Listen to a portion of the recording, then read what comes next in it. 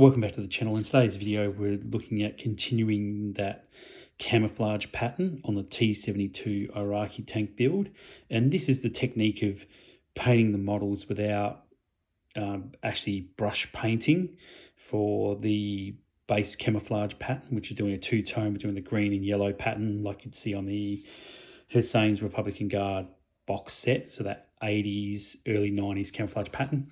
And this is what I do just to get that that pattern going, and I just used blue tack, which we did with the GHQ build, and now we're just scaling that up to use it on a Battlefront build. So first thing I do is take that turret off, and I get a bowl of blue tack and I just sort of roll it around in my fingers, try and get it a little bit warm and soft, and I'll break a small piece off. So it's a small piece there, and that small piece I'll just place it under the turret, and then I'll put the turret on facing forward and stick it down, and that's just so the turret doesn't move. Be careful of the bits you glued on to the model. You don't want to knock any of those bits off. You can still see there's some areas that are a bit dark or a bit light with that yellow, but that's fine. And then I'll just spin this around. It's still based on the cardboard, and there's a couple that I've done, and I just roll the blue tack out and just stick it on there to create a pattern. And I'll do the same thing with this one. And I use this technique just when I'm using spray cans, not so much with the airbrush or brush painting camouflage, which we haven't done in 15mm yet, but I just pull a piece off. I'll roll it around on my fingers just to get it soft and sort of get whatever width I want that piece to be.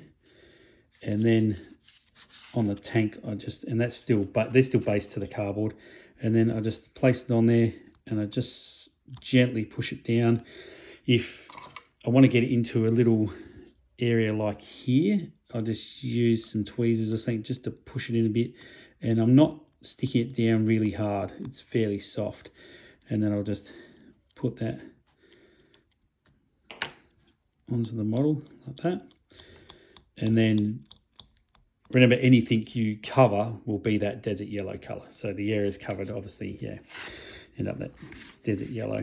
And it looks a bit ugly, and it's not, a technique a lot of people probably use, but I find it works if you want a camouflage pattern on a budget, and you don't have an airbrush, you have sort of limited resources. I think this can be a good technique. And I'll do a couple more, just push that down a bit. And I'll also look at one of these other ones, do some road wheels.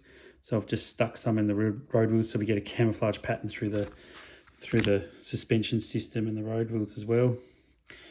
And I'll just work my way around the tank, just sticking that on. Any pattern you like. If you Google an image, find a pattern you like, you can use that pattern and stick it down. And then if we're going to do three-tone camouflage, once we spray this green, I'd leave that blue tack on, and then we put another layer of blue tack on the green, and then you get three-tone camouflage, which we'll do at some stage. This is more just how I get that blue tack on, and just be careful the bits that we glued on, don't want to go too heavy around them and then pull them back off. So I'll go around, make sure you get your barrels too. Sometimes people miss the barrels, so just wrap some around, as ugly as you like.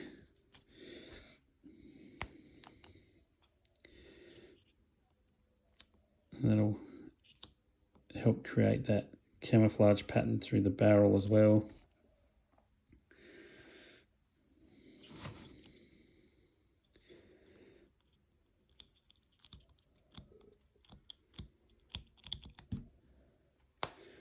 And we'll probably put some stowage and stuff on these vehicles as well later on.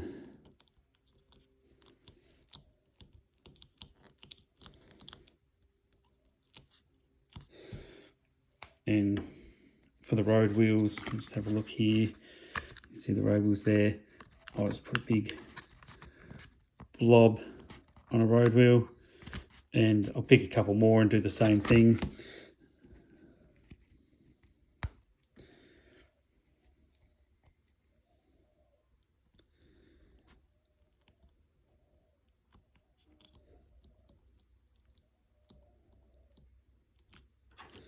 Around these smoke discharges, just lightly press it in enough just that the paint won't get under there, so we get a bit of a really nice smooth line through there.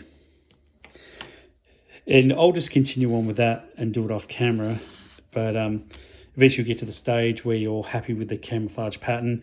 Reference material, you know, is really excellent to use whilst you're doing this sort of stage of camouflage pattern. And like I said, it's two-tone, which is that 80s to early 90s pattern. So there wasn't heaps of tanks that had a camouflage pattern, but there was enough in service to want to do it here. And someone sort of asked about doing the two-tone camouflage pattern. So I'm going to do it. So I'll finish this model just covering it with blue tack using that same technique. And I'll see you in the shed for the next spraying of the next colour for the T72 build. Thanks for watching.